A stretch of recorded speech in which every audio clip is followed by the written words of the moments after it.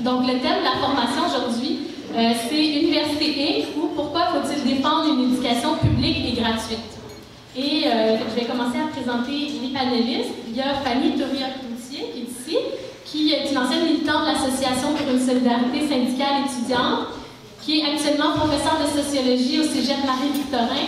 Je tiens à souligner aussi que ces deux panélistes-là, dans le fond, sont chercheurs à l'IRIS, l'Institut de recherche et d'information socio-économique, et aussi ils viennent de publier un livre qui s'appelle Université Inc.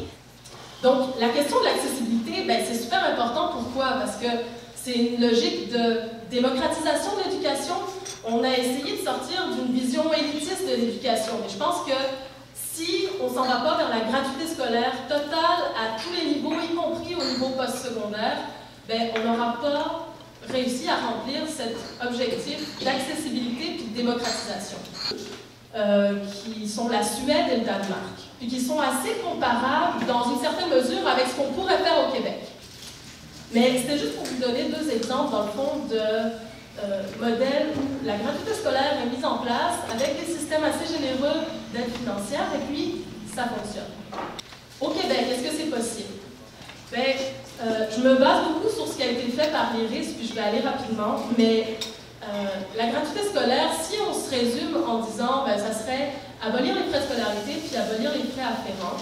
Vous avez une recherche de l'IRIS, dont mes collègues font partie, qui chiffrait en 2007, il faudrait le remettre un peu à jour, j'ai malheureusement pas pris le temps de le faire, mais chiffrait la gratuité scolaire à 551 millions de dollars pour la réaliser. Pour faire accepter la hausse des frais de scolarité dans l'opinion publique, à ce qu'on appelle créer de l'acceptabilité sociale pour cette mesure, il a bien fallu débarquer avec un prétexte.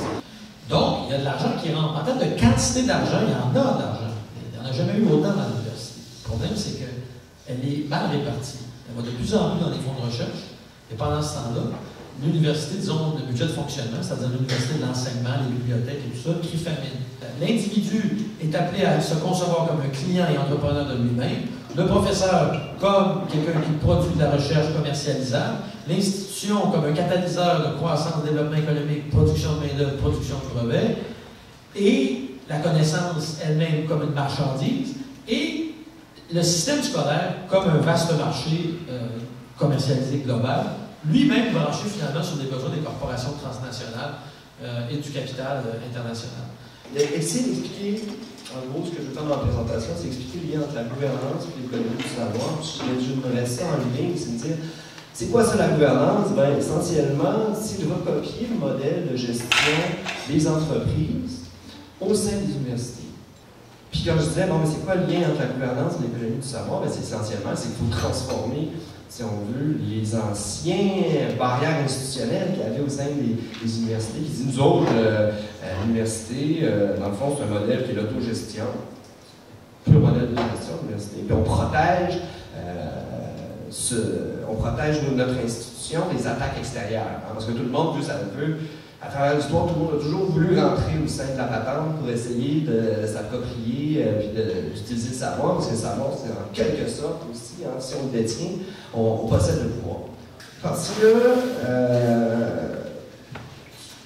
cette idée de produire quelque chose comme un homme nouveau, c'est-à-dire les individus qui se pensent comme des machines à calculer, les entrepreneurs eux-mêmes, on entend tout le temps ça. Puis tout ça, l'idéologie derrière ça, ben, c'est le néolibéralisme un peu.